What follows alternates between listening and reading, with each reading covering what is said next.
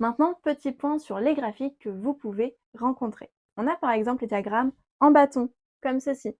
Dans un diagramme en bâton, on a donc les valeurs en abscisse, les effectifs en ordonnée.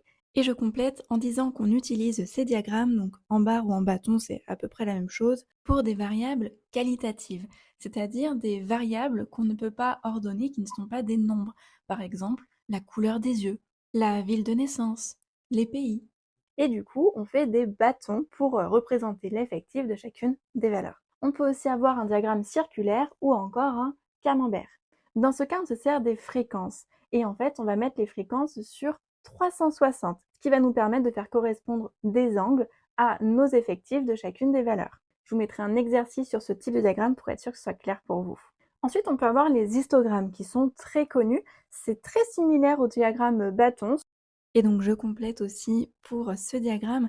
Ici, c'est lorsque l'on a des variables que l'on appelle des variables quantitatives continues. C'est par exemple si on recueille les tailles de tous les élèves des lycées. On va avoir tellement de tailles différentes qu'on va les regrouper par classe, on appelle ça des classes, et donc on va faire un bâton pour un groupe. Et à ce moment-là, le bâton a la largeur de la taille du groupe.